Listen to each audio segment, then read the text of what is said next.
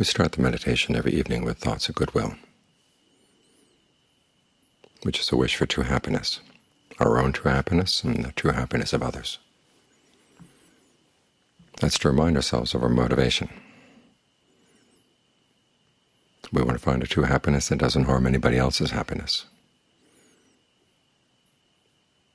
The principle of karma, each of us has to find happiness within.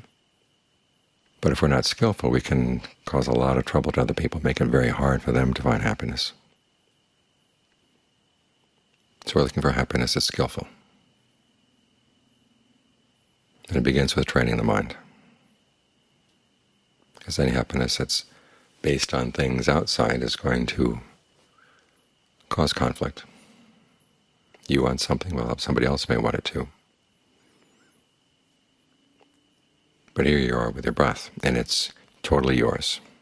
You're totally free to range around in the breathing as much as you like, and try to figure out a way to breathe in a way that feels really good, so the mind can settle down in the present moment with a sense of well-being. So experiment for a while with your breath.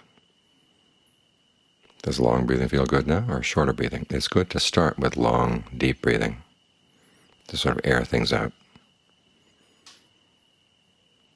And if that continues to feel good, keep it up. At any point where it doesn't feel good anymore, you can try changing. More shallow, faster, slower, heavier, lighter.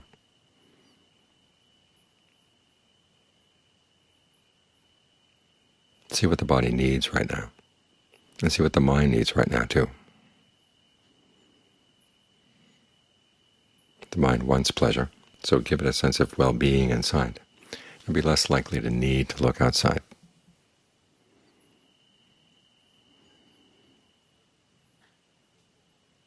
And as the breath gets more comfortable, remember you're not focusing just on the in and out breath, but there are breath energies in the body that you can pay attention to too, that are related to the in and out breath, but they're more subtle. They course through the bloodstream, they course through the nerves, through the muscles,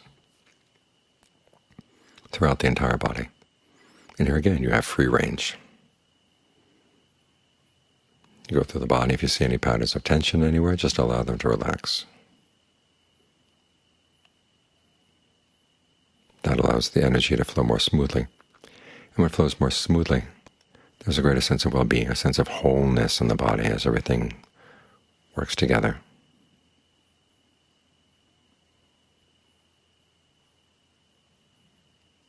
And this is an area where you have a lot of freedom. We live in a world where everyone has freedom of choice. There may be restrictions placed on those freedoms, but the choice as to whether to do something skillful or unskillful, that's always ours.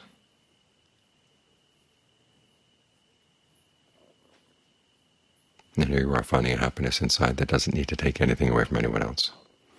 The question sometimes arises, though, is that selfish? And the answer is no. For one thing, you're taking less of the world outside to find your happiness. And if you do decide that you want to help other people, you're coming from a better place when the mind is trained. It requires strength to help the world. This is where you gain your strength, by developing a sense of feeling at home inside.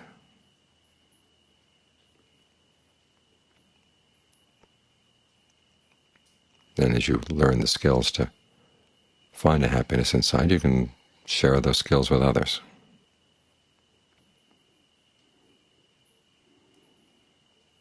Now, to what extent they'll be happy to pick up on those skills, that's their choice too.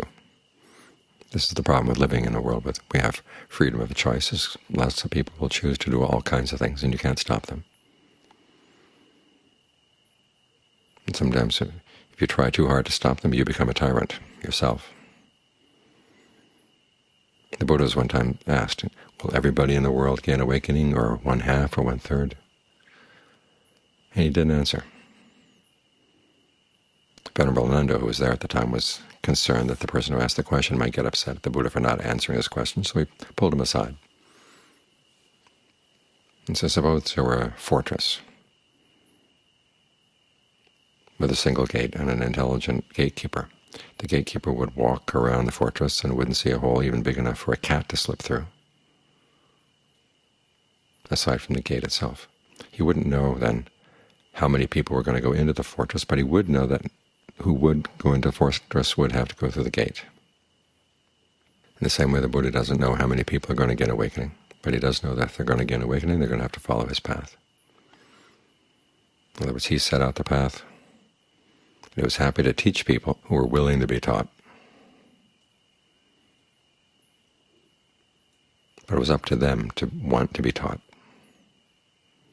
And that's the kind of world we live in.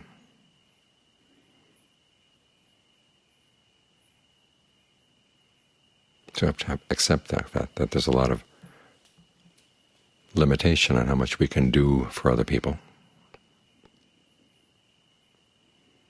But whatever good we can do for other people has to come from within. So you're starting at the right place. This is not an irresponsible happiness. It's very responsible happiness that we're after here, because we're thinking about the impact of our happiness on others. Most people don't think about that.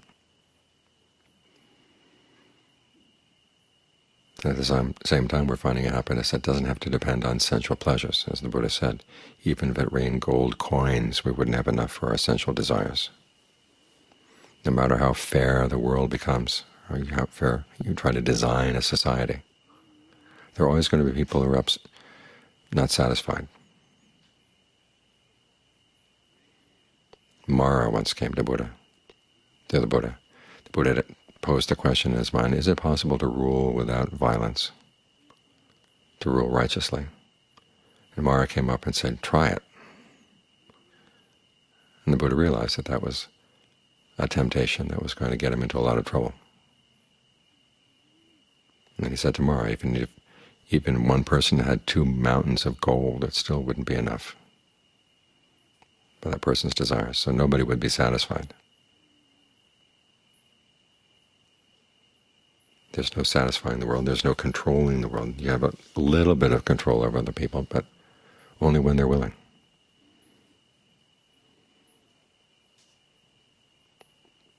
So the Buddha took the wise approach, which was to straighten things out inside. Take care of your corner of the world. And if it has an influence that spreads out, fine. Because after all, part of the path is not only to meditate, but you're also generous and you're virtuous. You give where you feel inspired. In terms of virtue, you've made up your mind that you're not going to kill, steal, have illicit sex, lie, or take intoxicants. That's taking an important stance right there. If everybody took that stance, the world would be a much better place, but you can't force people to do that.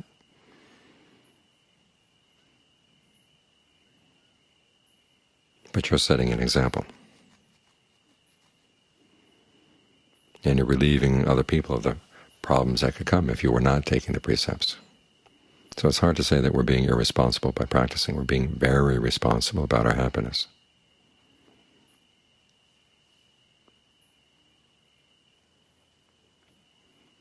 Because we realize that has to come from within. Because this is one area that's part of the world, and it is the area that we have some control over, at least to some extent now.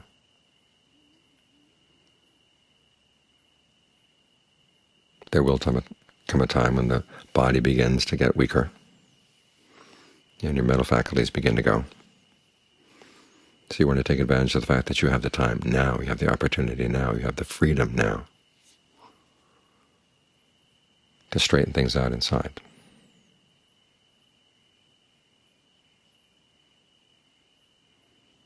If you don't do it, no one else is going to be able to do it for you.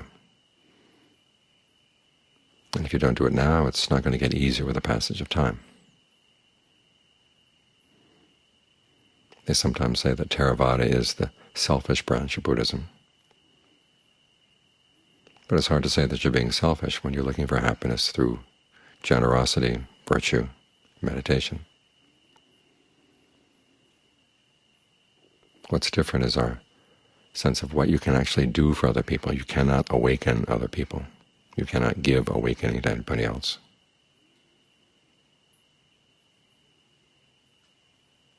You're the only person you can awaken. You can teach other people, you can give good examples, but then they have to make their choice. As in the case of the Buddha. He would have wanted, I'm sure, that the whole world would benefit from his teachings. But he had no control over that.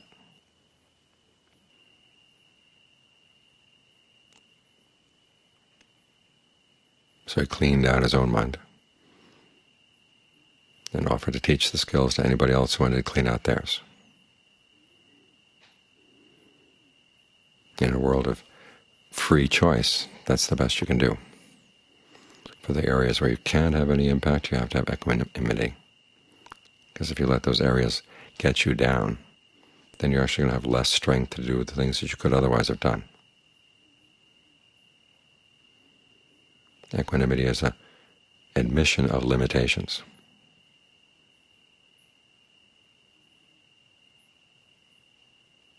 But it's also a way of focusing your energy that within the limitations of what you can do for the world, you're going to do your best. So again, it's not defeatist. It's strategic.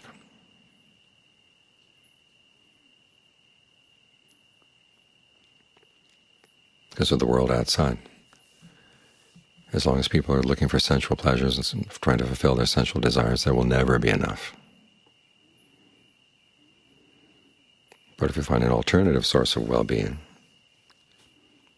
the road to enough is actually the best thing you can do for everybody, for yourself and for the people around you. That's what this practice is. It's the road to enough.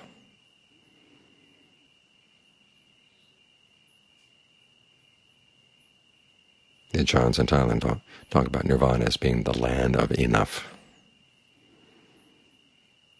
It's a dimension where there's no hunger, there's no need, and there's no need for desire. It's complete in and of itself. That's the only enough we're going to find in this world.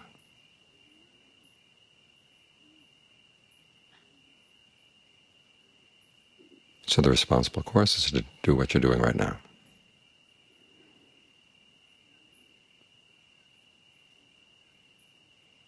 Try to bring as much mindfulness and alertness and ardency as you can to this practice.